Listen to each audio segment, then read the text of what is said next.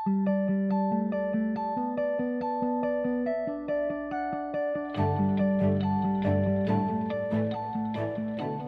you well remember, last year was definitely the year of Common Core and everything related to it, and certainly kept our legislative session lively and interesting.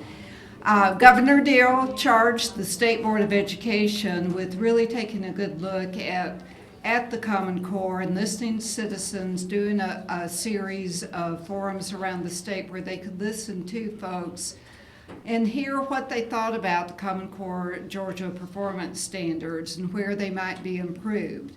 We have with us today Mike Royal, who is the Vice Chair of the State Board of Education, who is going to talk to you a bit about what those findings were.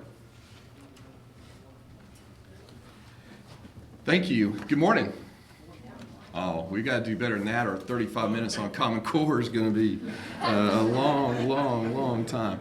It's my pleasure to be with you again. I'm Mike Royal. I'm Vice Chairman of the State Board of Education. Helen Rice, our chair, joins this meeting usually, but she can't be here. Truth is, we played paper, rock, scissors, and she won. But we're here. It's my pleasure to be with you. Just a little bit more about me. I am a lifelong Gwinnett resident. I went through Gwinnett County Public Schools the entire way, and so did my wife. We're both graduates of Brookwood High School. I have 3 daughters, and it's in the bio. But I think that's relevant and important because I use them as my past, present, and future perspective of education. My oldest daughter is a graduate of Grayson High School, Gwinnett County Schools, and is in college. I have a junior in high school right now who just got through with her first semester of integrated algebra. She took geometry last year. And I have a 3rd grader as well, and that's my future perspective. When I went on the board, she was in kindergarten, and I can't believe it's already almost been 4 years. It has flown. But recently I had a mother finger in the face talking about her 3rd grader's math, saying, "I just don't understand." That's not true. I'm helping my 3rd grader with her math right now and dealing with those issues myself as a parent, and I draw upon those a lot, those experiences a lot. And also, God has a sense of humor in that He gave me 3 daughters, and I even have 2 female dogs. And I did not know at the time He was preparing me with patience for Common Core, because it has been that. I do want to talk about it a little bit. I'm going to spend some time on the slides. But I love the questions that I've heard so far, and I want to spend a lot of time with you and your questions, because I really do feel like and believe that a lot of the Common Core debate is in the rearview mirror. We do have to finish it. We have some significant work to finish, but a lot of the groundwork and research and continuous work around the state has been done, and now it is time to finish that work. With that, the governor did charge the State Board of Education in his directive to work with our RESAs, our 16 area RESAs, to get feedback on standards and surveys from all of our stakeholders, just not the RESAs. We conducted public hearings all over the state of Georgia. As you know, the House of Representatives did as well, and we did a lot of that in coordination, but they were separate. We have traveled the state to every corner, literally, to get feedback. And we also use the Board of Regents and some other third parties to help tabulate the data that we've received. We've surveyed teachers, we've surveyed administrators. From what I've been told in education, this is some of the most significant surveys and reaching out that's ever been done.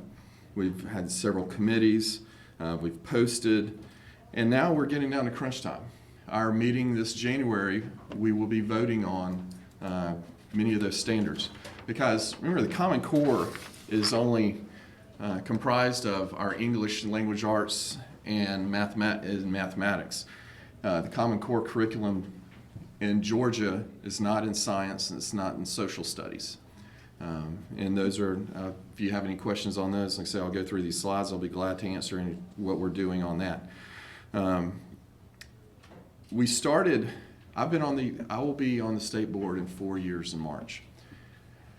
When I got on the state board, we were immediately handed by the legislature pretty much the new law dealing with legislative agencies that were put on probation by Suggs. We got to have a lot of fun with that in DeKalb. Everybody knows that in DeKalb County, it wasn't just DeKalb County. We had several smaller boards that had to come to us as well. But that was some heavy lifting and some hard work. But I think it was very appropriate. But then it immediately shifted to Common Core. So we haven't only been working on Common Core since the listening sessions and from September 2003. This is the work of the board the last year and a half has primarily been dominated by Common Core. Really, the last 3 years on the board has been dominated by the work on this.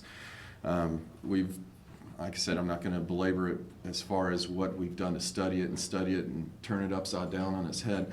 But here was the goal, and here's why I'm comfortable with it right now, is the standards that we've come up with are Georgia specific. Everyone on our board was resolute in saying, we are not as concerned with what Delaware is doing on Common Core, what Alabama is doing on Common Core. What is the right thing to do for Georgia and Georgia students on our standards? To have a very rigorous and challenging curriculum for our students. Let's look at it through that lens, and at the end of the day, if it matches 98% of Common Core, fine. If it matches 40% of Common Core, fine.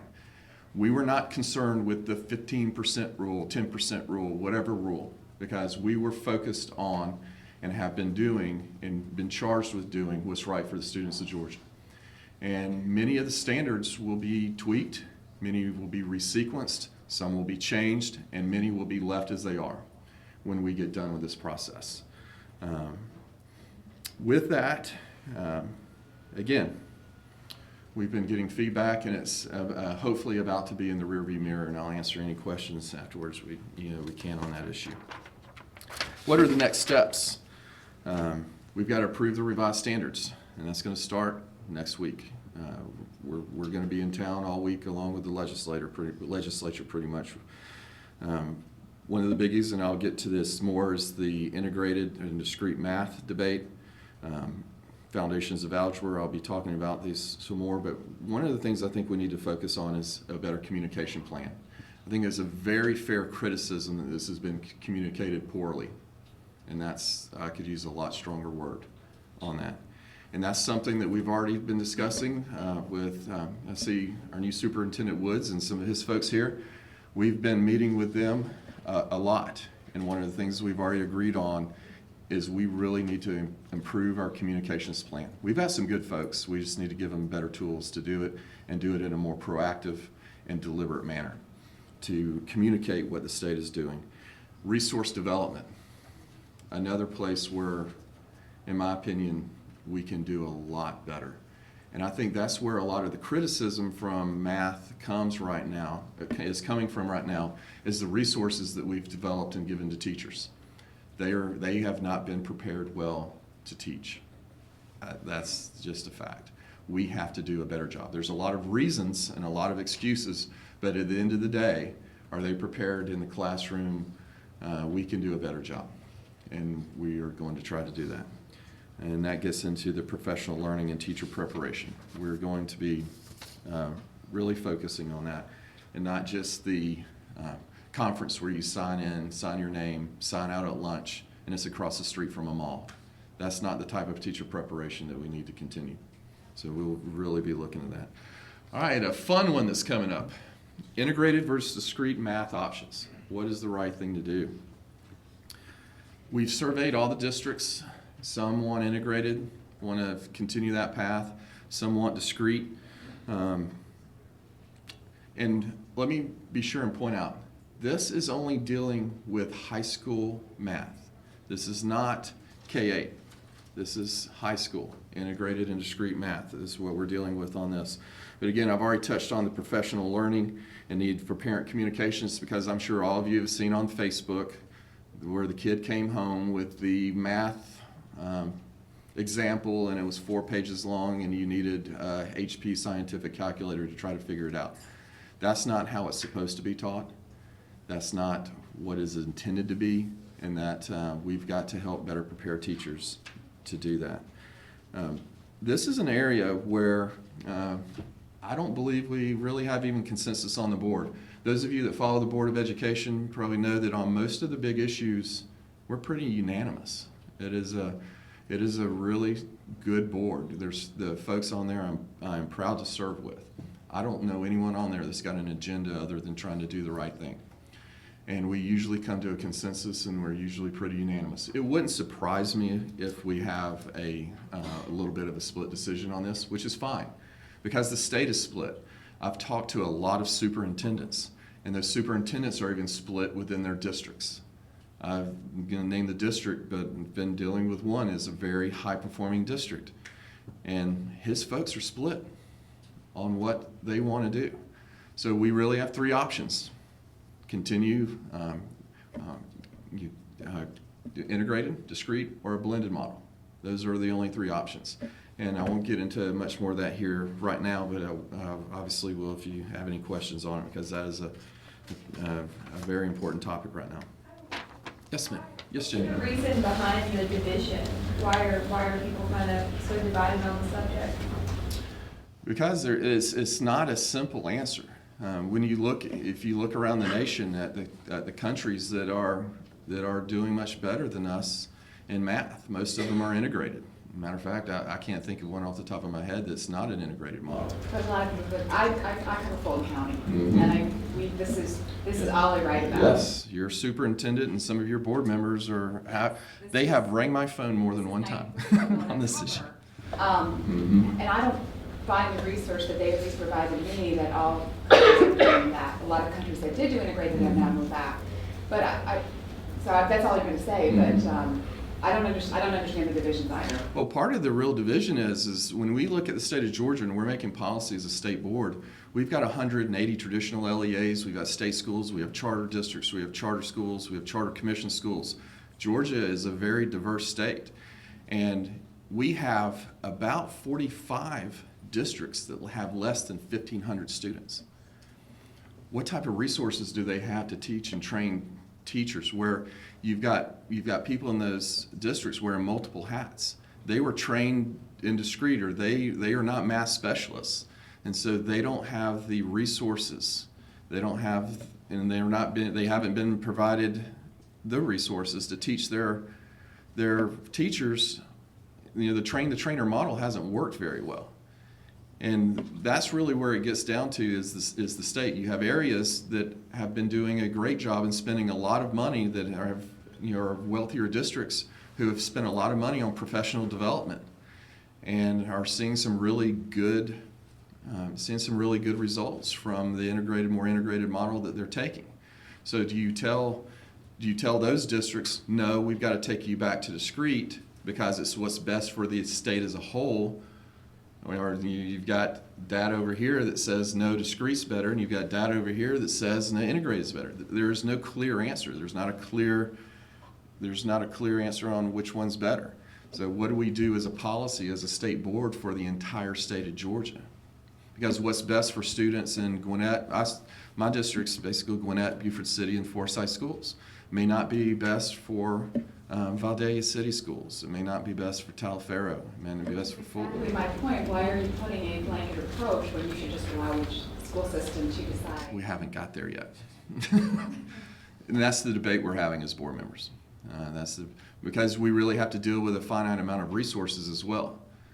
It's going to cost more money to do a blended approach. We've got to have multiple tests. We've got to have multiple teacher resources. We've got to have multiple textbooks.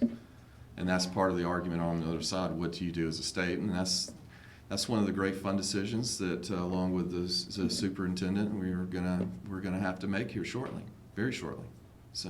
What happened a couple of years ago when you opened it up, when you went for integrated? How did performance change? Well, that's an interesting question, and it's one we've had a debate on the board, because the very first vote I took as a state board member, we were sworn in at 12 o'clock, came back across the street, and 6 new board members. The very first vote we took was on integrated versus discrete, and we chose an integrated model. Well, what happened during that time, is just to be very frank, is we said that we were going to run on this track, we were going to be changing to an integrated model, and as the state Department of Education, we didn't do that. We all know the politics that have happened the last 4 years and what we've been through and all the changing and moving parts. And the honest answer is that we did not really change tracks to an integrated model where really, and that gets into getting more in the weeds, and we're already we're limited on time, is the discrete model is that many districts are teaching right now is not a pure discrete model. The Fulton model is not purely discrete, where you go into an algebra class and all you're taught is algebra. They do work in geometry, they do work in quadratics, they do work in other disciplines. It's not a pure discrete model. And that gets that even further, it makes the debate more difficult to settle. The EOCT is integrated. Mm-hmm. And Melissa Fincher can best answer the questions on the testing. She's going to be behind me. You're going to be hearing from one of the best experts on testing in the nation. I have a deep respect and regard for her and the job she does. She's awesome. So, Can you give us a feel for what kind of timetable pinch this is putting you guys in? Because I know there's a new test in the spring. I mean, I don't really understand how, like, the decisions. the decision made. respond to that test. That's a great question, Jamie. The decision needs to be made yesterday. We are putting Melissa under tremendous stress to do her job by delaying the decision. So what are the ramifications of the fact that this decision may be made next week if we can reach an agreement? Yes. I mean, what are the ramifications? So is it going to cost us more money for having waited that long, or what? No. We've been in constant discussions with Melissa on it. We have a great line of communication with her. Obviously we're making her job more difficult the longer we wait, but no, I don't believe it's getting into dollars and cents by where we are right now. Because when we did the milestone test, if you look, it is in the public, in the RFP, it said that we were studying this issue and there may be changes. That was in the public document that was out there for the RFP on the milestones. That was very deliberate to do that, so that the testing companies would know that there may be changes. So it will cost. Only 15 testing? Would it be related to testing this spring, coming this year, or would it be? 15, 16. Okay. Yes. Awesome. I want to spend some time right here because I believe this is very significant, and this has already been touched on by some of the questions earlier. Foundations of Algebra course option. This is a course option that would meet the academic needs of ninth graders. Students identified in data analysis to be struggling. We know who the students are who are going to come in and struggle in Algebra 1. We can identify those kids now because of the longitudinal data system, where we know how they've tested in the previous tests, and I can fairly be comfortable in saying that this will happen. Because I think it's a really good thing to serve as one of those fourth course options. And it's not to be a dumping ground for students who don't want to take Algebra 1. That's where we have to be very, very careful, is that we monitor this. This is a pre-algebra course that helps give kids the foundation and the bridge that they need to be successful in algebra in high school. This algebra in high school is one of the places where we are losing kids and drop out, period. The data is the data. This is a very, very, very important. And for it to be a credit-bearing course, I think is significant. However, if it is a credit-bearing course, this still does not mean that child is not going to be able to take that Algebra 2 or calculus, or still be able to get the math credits that they need to go to one of our flagship universities. That's not the intent of this either. It is to be a bridge and a foundation builder for those kids that need a little bit more time or a little bit more help to make sure that they're successful. Because when we talk, I'm in industry. My client, I'm a risk manager. I own an insurance and risk management firm. I have a lot of manufacturing clients. My clients hire people. When I ask them, and you ask the chamber what they need in a student coming out of school to be successful, they need algebra and geometry. They need a good foundation of math. In our technical schools and the opportunities that can be provided to them, they can train them on what they need beyond that. But they need a solid foundation of algebra and geometry to be successful. And we've talked about those mid-tier jobs a lot. And I've heard that over and over and over. And we need to do a better job of giving kids that foundation of algebra and that credit to serve as one of their 4 math credits. I'm sure we'll get some more questions on that. I won't spend a lot of time on computer science. You're going to have Mike Dudgeon, who is the king of the computer science, here later. He's very well versed and is really quarterbacking this issue. But I'd say there is really probably unanimous consent among the state board that this is a very positive and very good thing to do. Allow for this to move forward and count. We've got a lot of studying to still do on this. Here's the time. I'm sorry, I got behind on my clickers. The timeline is here on how we'll be handling that. Again, you're going to hear a lot about that from the group later in the day, so I'm not going to spend much time on that as well. But we are in support. The state board is in support of this initiative. With that, that's going to conclude my slides, but I do want to close with even just a few remarks because I am really, really excited about the changes that are coming. When I say changes that are coming, I mean that through opportunities for students. When I look at the opportunities that are going to be available for my 3rd grader versus my daughter that's in college versus my daughter that's in high school, the opportunities she's going to have are vastly, vastly greater than my other 2 children and the opportunities that I had. And that we're going to be building those. One of the biggest opportunities is through the network that we're building across the state to break down these arbitrary borders that we call county lines that have been used to keep kids from accessing quality education. Not even just the kids, though, the teachers for resources. Governor Deal in the budget last year put a lot of money in it for technology. We have been allocating that money. We've been fast forwarding that money. We've been pre-funding that money to try to get this technology to schools, to get the 100 megs to every school. So not just the kid with the tablet is useless if the teacher doesn't have the information or have the context to teach on, and there's nothing on it. It's a Porsche without gas in the engine is how we look at it. But there is no reason that a kid in Sparta, Georgia, in Hancock County that has the aptitude and desire to take AP Physics shouldn't have the ability to log on to a computer in Sparta and have a teacher at the Gwinnett School of Math, Science, and Technology be able to teach them and tutor them, to give them that opportunity. And I think you're going to see a lot of that. And also, I'll stop right here in questions with this. I've been told by many of the legislators that the relationship between the state board, the legislature, and the governor is the best that they've ever seen. And I really look forward to including our new Superintendent Woods and a fresh start we get with that in that mix as well. Education policy, a lot of people use a 3-legged stool analogy. No, it's a 4-legged table where you've got the superintendent, the state board, the legislature, and the governor.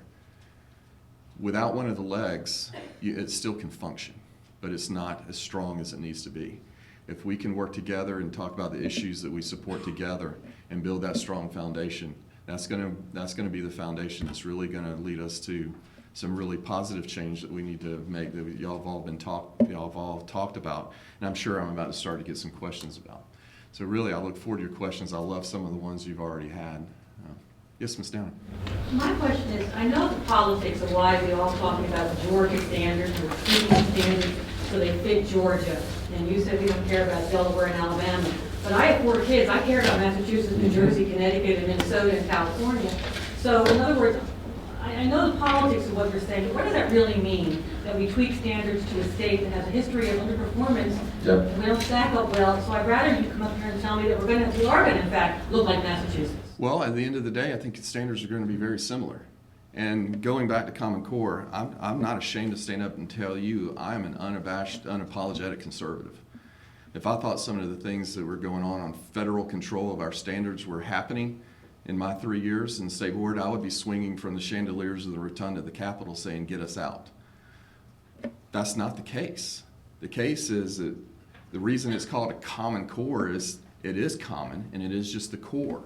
And if we can have as much as we can that we can control and that it be in common with the other states so that we do meet the real agenda of the Governors Association's role when they launched it, I don't have a problem at all with that. Most people don't know that the first major Common Core meeting in the country was in Gwinnett County at Peachtree Ridge High School, and there was not one member of the Department of Education there.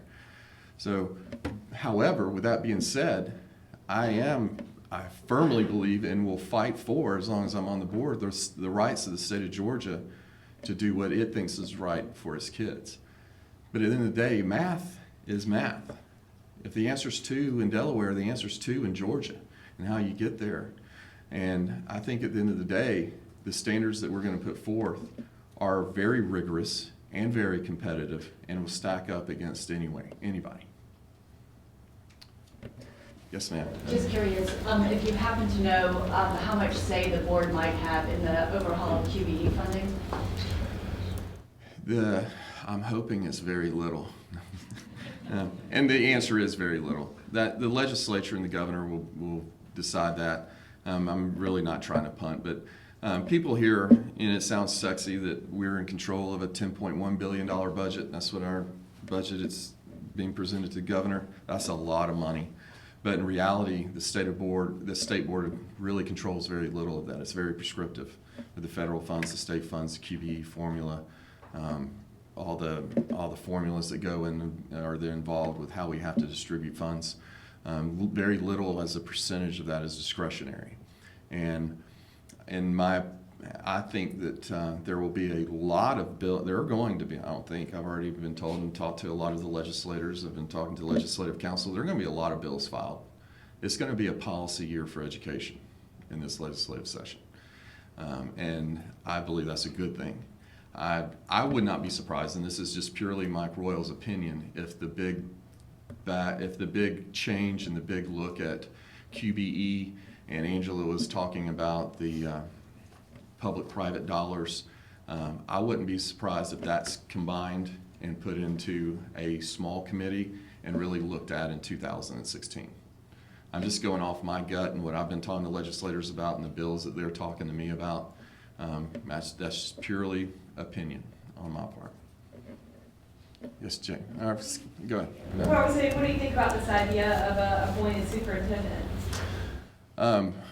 The superintendent's constitutional. Yeah, on there. What do you think about this idea to create a constitutional amendment that would require the?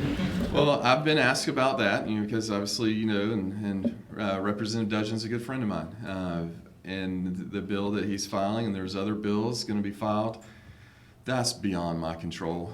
One thing this job has taught me, worry about what you can control and don't worry about what everybody else does.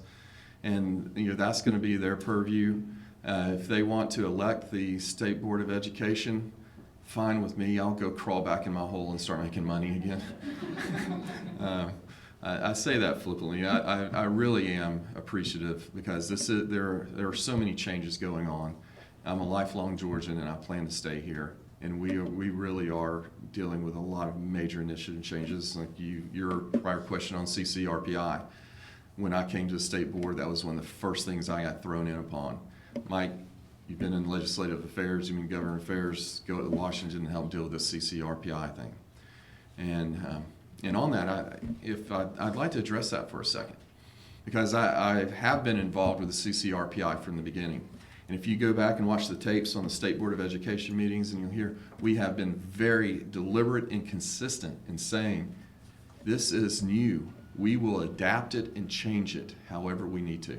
We know it's not perfect. It's nowhere near perfect. And when we see changes we need to make, it is the complete will of the board and desire of the board to change that, because the intent is student achievement. And when you look at that CCRPI and the indicators and the weighted indicators that make up that number, every one of those, if a school concentrates on one of those areas, it will result in an increase in student achievement. Even take elementary school and the weighted factor in there for attendance. Data shows over and over and over that attendance is a huge factor in student achievement in elementary school, much less high school kids. That's one of the measures of the CCRPI.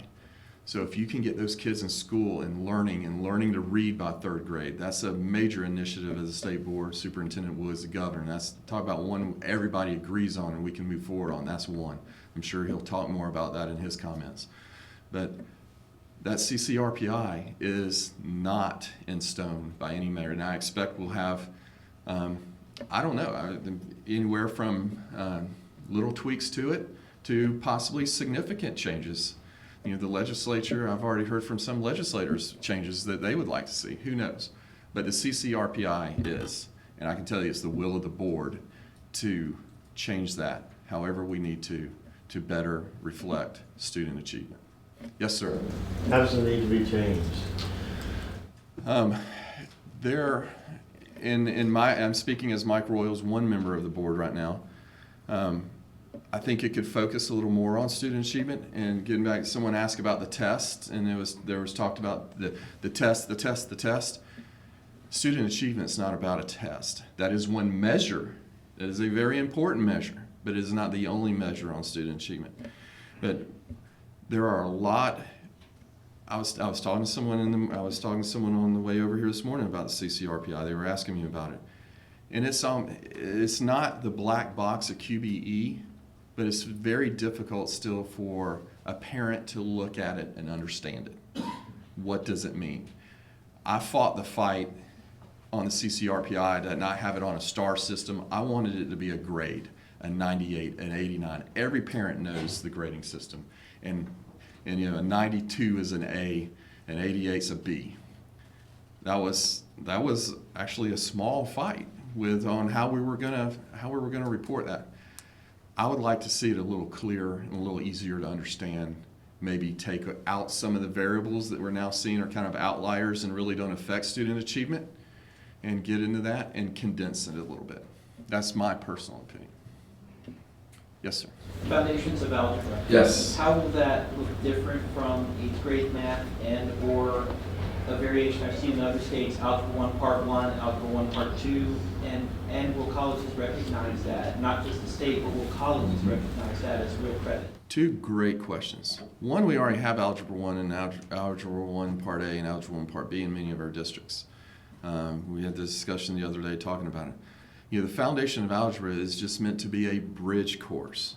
To do that, to give that foundation, to help those students who need that extra push to do it. It's not meant to be for those students like, I'm going to tell her, she'd hate it right now, my 11th grader. If I gave her the chance to go to Foundations of Algebra and her sail through it, she'd take it. She'd take it in a heartbeat. That's not where it's meant to be. It's not meant to have those kids that have the aptitude and ability to be successful in Algebra 1. It's meant to help those kids that are struggling for various reasons in there. Will colleges take it? You're still going to have 4 credits to graduate. So to get into West Georgia, for instance, and to get into Georgia Gwinnett, and a lot of the colleges, you don't have to have 4 years of math. You need to have Algebra 1, Algebra 2, and geometry. You're still going to have the ability to do that if you take that foundations course. To get into Georgia Tech in Georgia, are you going to be able to have it? No. But that still doesn't mean that kid can't double up, or they can't take summer, or they can't, if they get that help they need and they blossom, they still can't achieve that higher level of getting that calculus and trig and the higher advanced levels that they need to get into those higher institutions. Because a lot of the institutions now rely on the compass exam for entrance. And so getting that foundation of algebra, getting Algebra 1, getting geometry, will give most of those children that background they need to pass that compass exam to get that entrance into a college or a university. I'm on your time. Yes, ma'am. Quick question. You are an unabashed supporter of Common Core. However, during the last superintendent's debate, the current superintendent-elect was tepid, cool on Common Core. Who is the ultimate decision maker on whether or not this will continue to be the standards for Georgia? Thank you for asking that question, because on 2 levels. When you say I was an unabashed supporter of Common Core, I'm an unabashed supporter of what we're doing in Georgia on Common Core. I in no way endorse, support, or would tolerate a federal mandated curriculum, period. What we've done in Georgia, and what I started out my comments with, what we have done in Georgia, I fully support.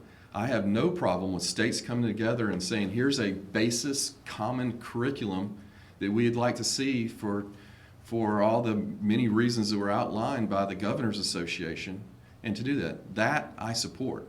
A top-down approach, I don't support. And that bottom-up approach from our districts, from our parents, from all of our stakeholders that we've done in Georgia is what I support. I support what we've done in Georgia. Who is the ultimate winner? I hope in the end the ultimate winner is going to be the kids of Georgia. I've already been meeting a lot with Richard Woods and his staff and superintendent. We're off to a great start, in my opinion, and I feel really encouraged about where we're going. And he's learned. You'll have an opportunity to talk to him about that. But there's only one winner or loser, and that's where we get. We're heading into political season right now, and it's really easy. Angela said it well, and you start hearing all these talking points, and there's only one winner and loser in this, and that's the kids of the state of Georgia. And if you look at it from that aspect and want to do what's right, which I emphatically think that everyone involved, all four legs of that table, want to do what's right now for that. And if we keep that as the agenda and the motive, we'll be very successful in this legislative session. Thank you. Thanks so much, Mike. Really appreciate his joining us today and being so candid about a lot of those issues. It would not be a media symposium if we did not talk about school funding by any means. Governor Deal has indicated that there will be a top-to-bottom review of education, and certainly our education structure will be one of those priority issues that will be addressed. We've invited back with us again this year Claire Suggs, who is the Senior Policy Analyst with the Georgia Budget and Policy Institute. I know Claire has been instrumental in doing a number of reports about school funding and is going to share her expertise with us now.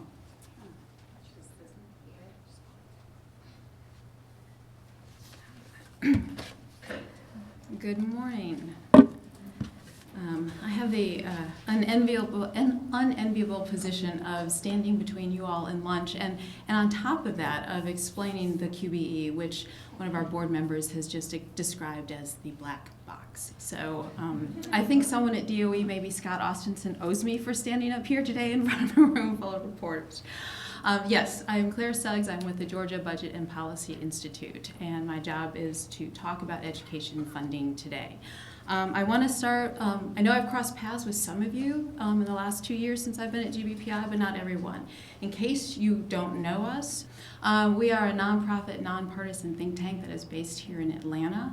And our job essentially is we're following the numbers and really trying to do the research and analysis to try to understand what the implications of the decisions that are being made under the Gold Dome are for Georgians, and hopefully to make or enable policymakers to make some more informed decisions.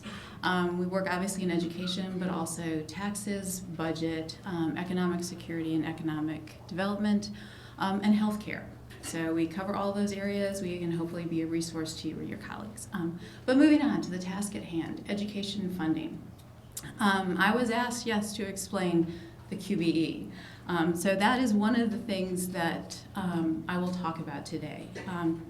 Provide some background information and some just kind of hopefully some nuts and bolts on how this thing actually works. It's not totally black. There are some things that are clear about it.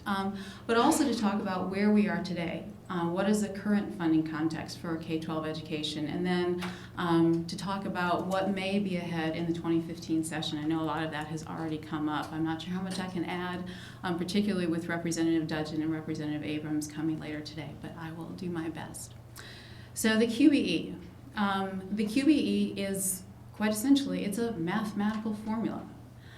It was created in 1985, was created and approved by the legislature in 1985, so yes, it is 30 years old this year. And, excuse me, it was kind of created in response to a lawsuit. Several years earlier, there had been a lawsuit. There was really very significant disparities between districts in terms of state funding. And actually, the courts upheld the formula that the state had in place at the time, but everyone acknowledged that there just were these huge gaps between districts. And it kind of finally captured the legislature's attention, and they got serious around doing something around funding, and they created the QBE, which stands for the Quality Basic Education Formula. The formula, as it is today, is largely the formula that it was in 1985. They've tweaked it, but it's essentially the same thing. The three biggest components of the QBE, and this is really what drives funding. The first is the number of full-time equivalent students. You got to know how many students you have in every school and every district. The second big piece is class size, because class size is going to determine the number of teachers that you have. And then finally, you have to pay those teachers. So it's teacher salary, which is dependent on their education level and their years of experience. So just to unpack those a little bit, the FTE count, the state with the QBE formula, we have 19 different categories of students, and every student is assigned to one of those categories. And these are categories that are based basically on grade level and student need. So for example, the first category is kindergarten. And then we have kindergarten early intervention program. And just kind of goes up from there across these 19 categories. The state then takes it one more step, and it breaks up the school day into segments. And each student, for each segment of the day, is assigned to a category. And so that's kind of how they gather all of this data, and they count, quite literally, how many students fall into each of those categories for each segment, and that's how you get your FTE count. As I said, then it comes to class size. Each of those categories is assigned a specific student-teacher ratio. So for kindergarten, for example, the ratio is 1 to 15. So the state will provide funding for one teacher for every 15 regular kindergarten students. And then finally, it's the teacher's salary piece. The state has a salary schedule that uses the education level that teachers have and their years of experience to determine how much they earn across the state. The base salary is a new teacher with a bachelor's degree, and I think this year the base salary is $33,400, I believe. And again, it moves up from there. But those are the three biggest pieces of the QBE. The QBE does provide some additional funding in a few other areas. School staff specialists. So this would be like the elementary level, you can earn an art teacher, a music teacher. School counselors, for example, as a school will get a school counselor for every 450 kids it has. So it provides some support for some academic positions. Central office administration. The QBE provides some funding for central office positions, a portion of the superintendent's salary, a portion of 2 assistant superintendents, and you get 1 secretary and $24,000 to cover an accountant. I don't know how you get an accountant for $24,000, but apparently you do.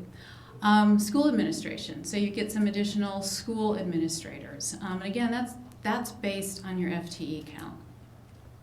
The QBE will cover a portion of their salary. And finally, instructional materials.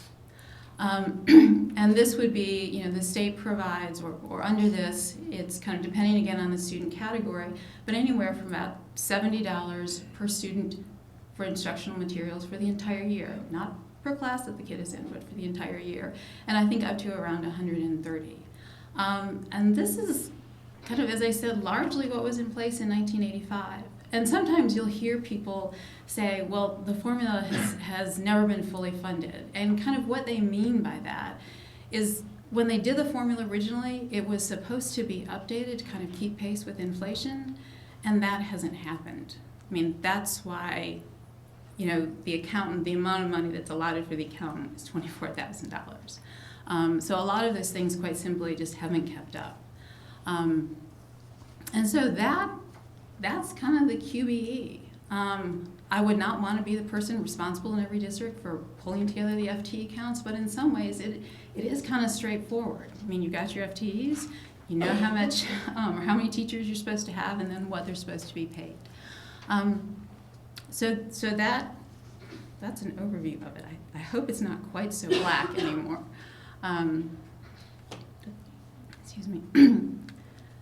Now, if that's hopefully unpacking the black box, what I want to mention next is where the money for the QBE comes from. The QBE comes from the state's general fund.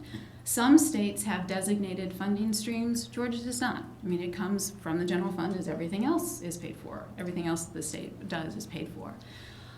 What I think is important to note about this chart, this breaks down where the revenue for the state's general fund comes from. You'll see that personal income and corporate income makes up about half of the state's revenue for the general fund. The next biggest category is the sales and use tax.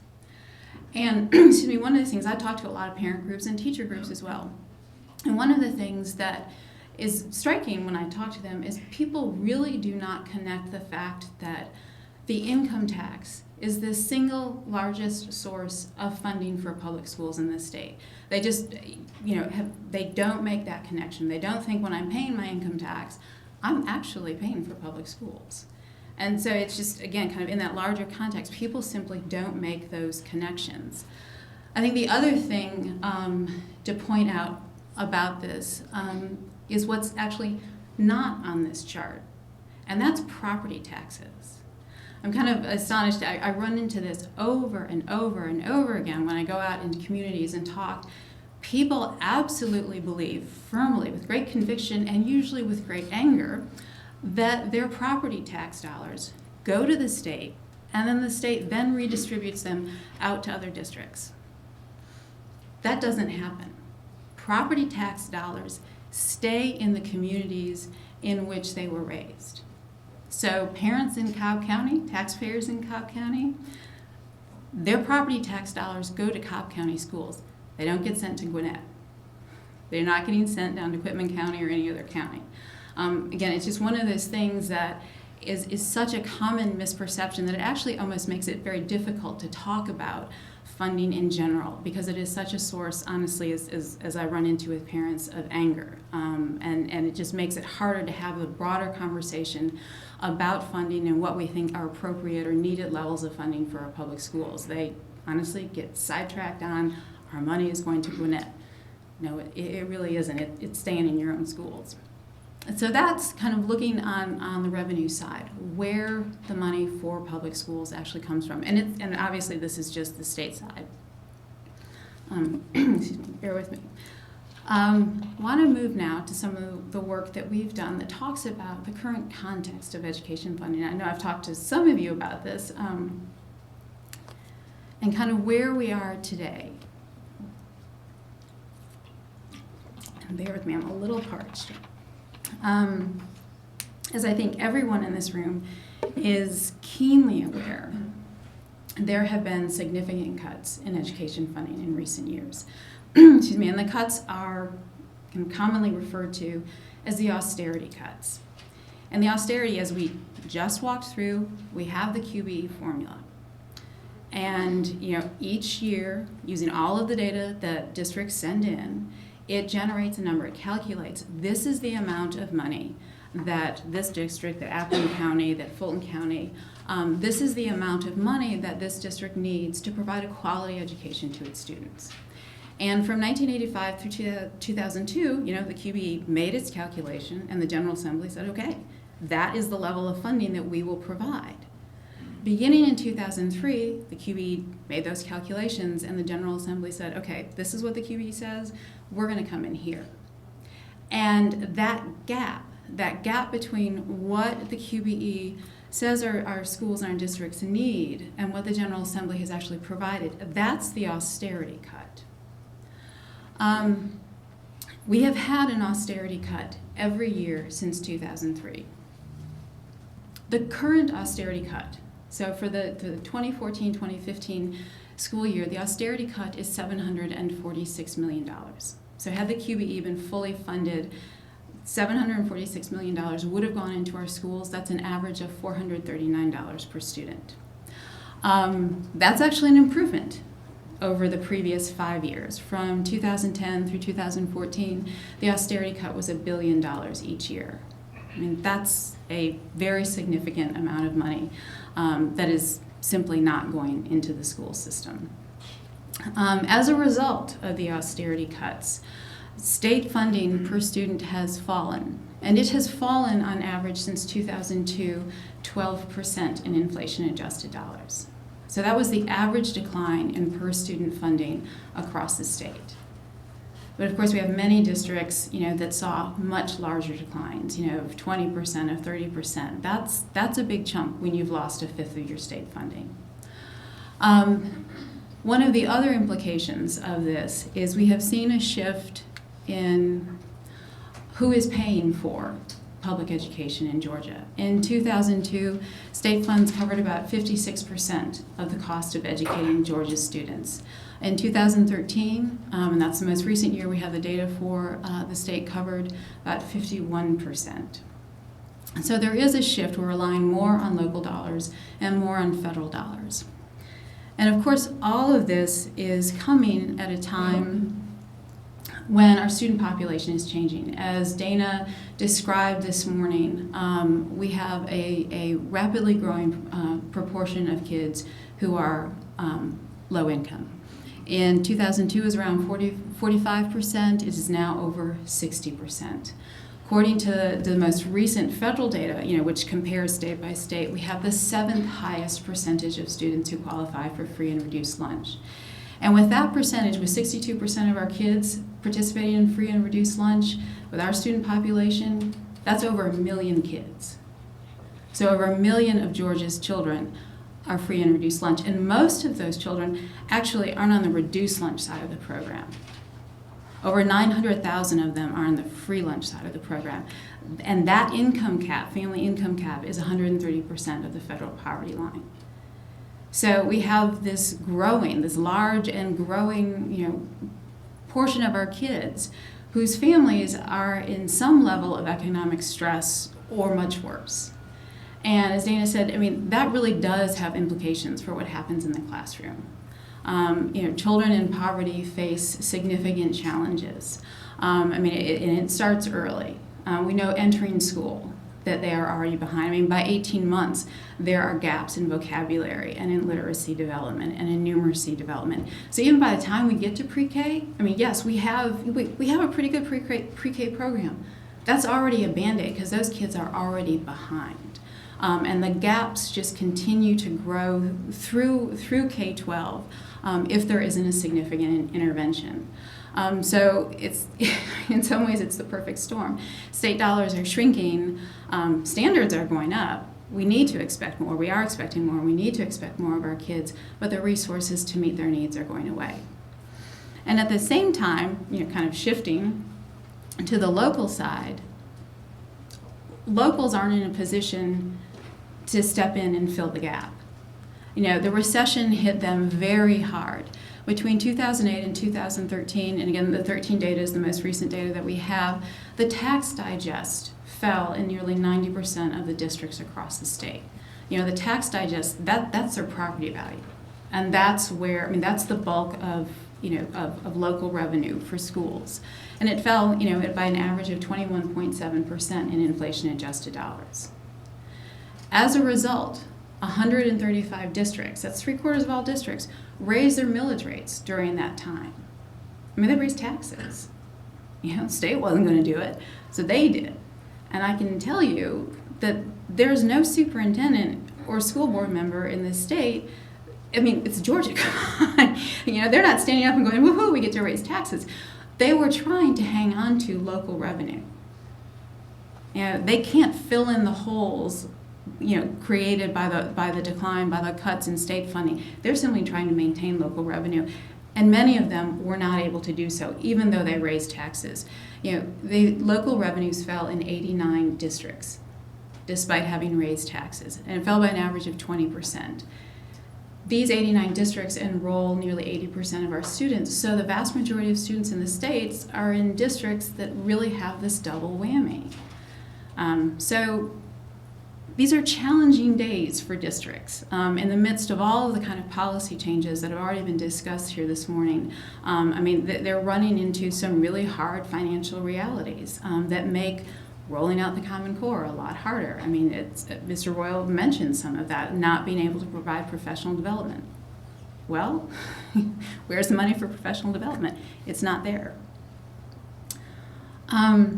We wanted a better understanding at GBPI of what the what the impact of all of this has been. And so this past summer, we surveyed all of the districts in the state, as we did the last 2 years, and we asked them.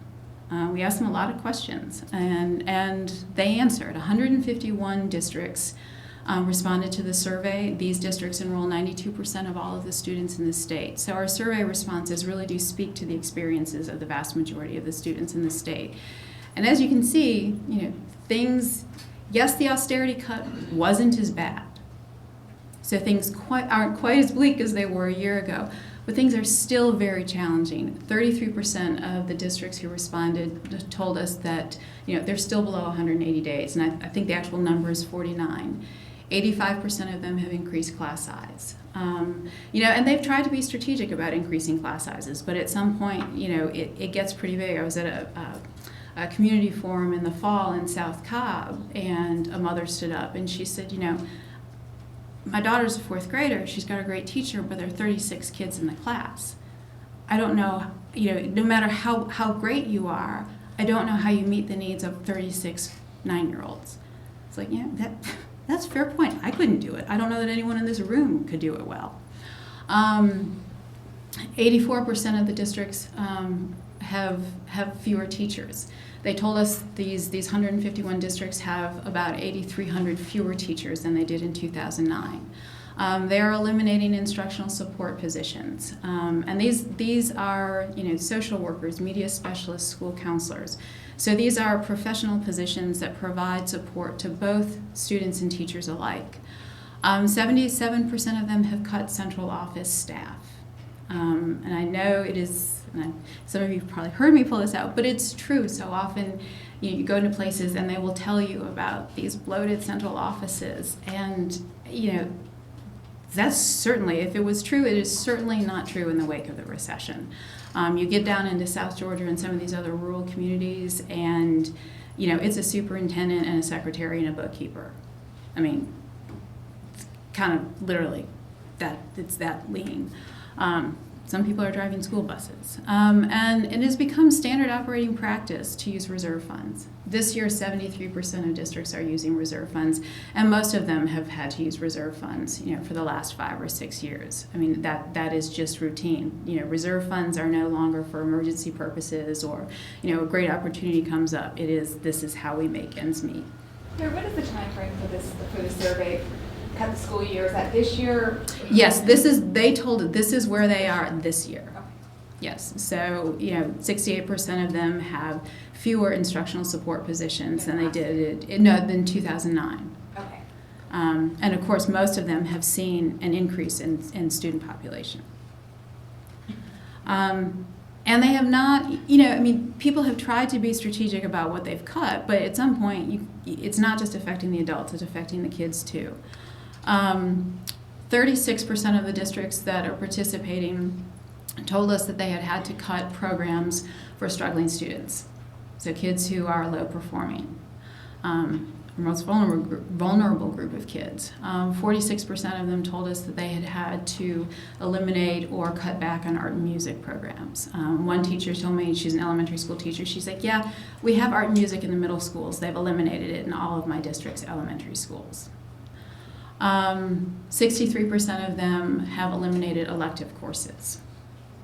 And some of these things, maybe they seem kind of extraneous, but art and music, aside from just a well-rounded child, those are classes that honestly, that may be what's really engaging some kids and keeping them coming back and keeping them, stimulated and connected to school. So it does matter when we suddenly eliminate art and music programs in elementary schools.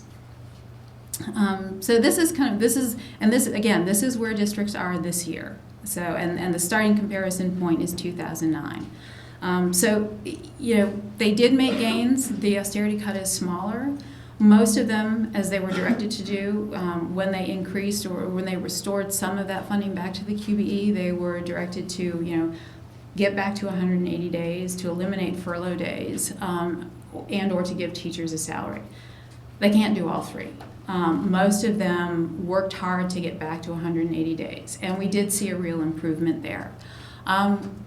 66 of them, though, told us that they're furloughing teachers this year. That's more than a third of all districts are furloughing teachers this year. So that's a pay cut. It was just a handful that said that they were increasing salaries. I had several superintendents said, well, I'd really like to, but I don't know what the General Assembly is going to do, so I really can't depend on that. And that's kind of, I'm trying to rush because I want to make sure you all get lunch, but that's kind of where we are today in terms of education funding. There was a lot of conversation during the election about how big this increase was over 500 million. 200 million of that, about 200 million of that, was actually just keeping pace with formula growth. So it was, we had more students in the classroom. Again, the training experience for teachers. I mean, that money couldn't be used for anything else. That was just keeping pace with where they were. The real increase was the 314 million. That was a partial restoration of the QBE cut. So that money wasn't like, wow, we're back to norm and we're giving you a little 314 million more. That was, okay, here's the hole, we made the hole a little smaller for you this year. So that's kind of where we are.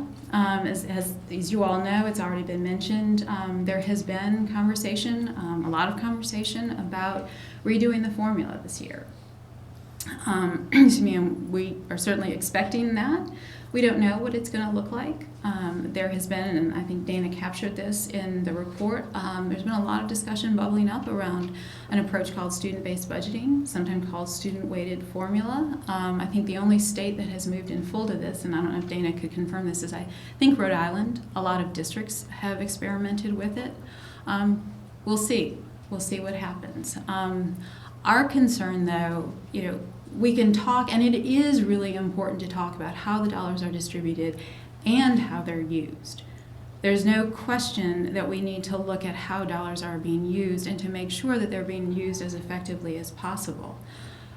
But if you're separating that conversation from how much you're actually investing, then you're really not addressing the problem. We have to make sure that our schools have adequate resources and then that those resources are used effectively. And I think arguably we could say that we're not doing either right now.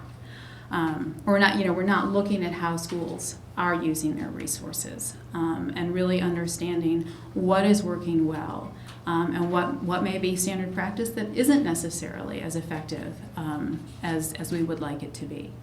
So again, that's kind of where we are. Oh, but one more thing that we are watching at GBPI in terms of the conversation around school funding, which I would encourage all of you to think about, is what are the implications of this debate around transportation funding and what does it mean for education and for other important parts of the state's budget? They're talking about, they're looking for money, they're talking about different ways of possibly doing things. Some of the strategies that have been floated could affect the funds that are available for the general funds. One of the things that has been talked about frequently is moving the sales tax, designating 1 penny of the state sales tax for transportation. If they do that, and a lot of people think that's a foregone conclusion, we'll see, who knows, they can do whatever they want. But if they move 1 penny of the sales tax from the general fund and dedicate it solely to transportation, that takes $180 million out of the general fund. So those are dollars that cannot go to education, cannot go to anything else in the budget. So when we start talking about changing the income tax, changing the sales tax, going back to that pie chart, we are talking about potentially changing the funding that's available to education. And that is one of our big concerns as we have the larger discussion about the state's priorities, about transportation, and about the QBE. So I have managed to silence everyone. Questions? Seems like the consensus we're hearing is QBE is just too complicated to try to get done in 1 year. It's a 2-year process. Is that what your impression is as well? Yeah, initially in the fall, I had heard, there was some interest in trying to do it all this session, but more recently, yes, we're hearing that it's big, it's unwieldy, it's very political, so yes, it would likely be a 2-session. The governor said that he thinks the issue can be solved by finding efficiency in the formula and streamlining things, and it won't require, Oh, I'm sorry. it won't require any additional money. Is that your view? No, I mean, I think, do we have to look at how the dollars are spent? Yeah, there's no question that we do, but the research is really clear. You know, there is a relationship between the actual dollar amount that you spend and outcomes, and as funding goes up, outcomes go up. So if they could do what they did to equalization. You know, in 2012, you know, equalization is kind of set up the same way. You know, they were having austerity cuts, a gap in what the formula said, and so they wanted to deal with it. They redid the formula. You know, they cut the formula to match revenues that were available, and suddenly we have a fully funded equalization formula. So that's certainly one way to go, which they may opt to. I think it would be, if the goal is to look at if the goal is student improvement, it would be, what is a reasonable estimate of what it actually takes to educate a child in Georgia? And then really look, I mean, again, I think Dana highlighted, and it's come out in some other discussions, you know, we don't have a good system in place right now for looking at how the dollars are being spent at either the state level or the district level. I mean, you know, I've been kind of dumbfounded, like, Gwinnett, not to pick on Gwinnett or highlight them, but one of the things, you know, they have won a lot of accolades for their student achievement. And certainly one of the things that they have been really strategic about is leadership, and kind of really thinking critically about how they recruit leaders, how they train leaders, and then how they operate with you know, and we know how critical those building leaders are. I mean, you're not going to get a great school unless you have a great principal.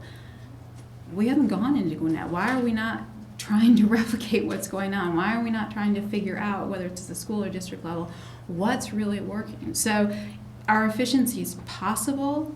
Well, I'm sure there are, but you know, it's what is the level of resources that's going to get us to the level of achievement that we desire, given our student population. I mean, we have a high need population. Do you have a figure in mind? No, I mean, those studies haven't been done. So I don't know what the right number is. There are different approaches to costing that out. They all have benefits, you know, and drawbacks, but you could get a kind of reasonable estimate that people would agree is reasonable. And back from that, I mean, that was something, you were there on Wednesday, and Senator Tippins talking about, we need to figure out what does it actually take. I don't know, would it take another $1 billion? I don't know, but we ought to at least start there before we immediately limit, you know, that no, we will not put any more dollars in. So, I don't know if I danced around. No. How does Georgia compare right now, and does this really mean, you know, what does this mean anyway, with other states as far as how much for student state funding there is? Yeah, according to the most recent federal report, which came out kind of mid-year last year, and I think it was looking at data was this fiscal year 2012 numbers. It's not a perfect apple-to-apple comparison, but the best data that we have from the feds puts us 37th in the nation in terms of spending per student. We are, I believe, about 1,400 below the national average in terms of spending per student. So, you know, we could quibble, are we 37th, are we 30th, you know, we could probably have that, but clearly we are a low spending state. And kind of going back, you know, one of the things that has come up several times in the conversation today is the Recovery School District in Louisiana. One thing that I would encourage people to pay attention to when we're looking at that is how much money went into the Recovery School District in Louisiana. When they pushed that through after, well, actually the legislation was in place before the hurricane. Funding soared in Louisiana. I mean, I believe it was the 2007-2008 year was $15,000 per kid. Now it's starting to come down again. You know, I mean, the feds, you know, put a ton of money into Louisiana. There was a ton of philanthropic money that flooded the city. And there were other changes. I mean, there were a lot of things. Part of it was the charge, but there were a lot of different things going on in Louisiana at that time. And it's difficult to disentangle all of the different things that were happening. But you cannot separate what happened in Louisiana from the money that they put into it. I mean, it's a game changer. It makes things possible. You still have to use it effectively. If you're not using it effectively, then it's a waste. But I would just really, that's something that when we're having this conversation about the Recovery School District should not be overlooked. I mean, what could happen in Georgia if we were putting $12,000 or $14,000 or $15,000 into every kid in every school? So, sorry, now Good note to end on. Thanks, Claire. you are welcome. I think all of our speakers from this morning's session are going to be around through lunchtime, so I certainly hope that you'll follow up with them if you have more questions, deeper questions. We're going to take a break until 12:45 now. We have lunch set up in the adjoining room, so help yourself, eat as much as you want, come back in here, stretch, mix and mingle, whatever you want to do until 12:45, and then we'll have folks from the Department of Education who will be joining us at that point.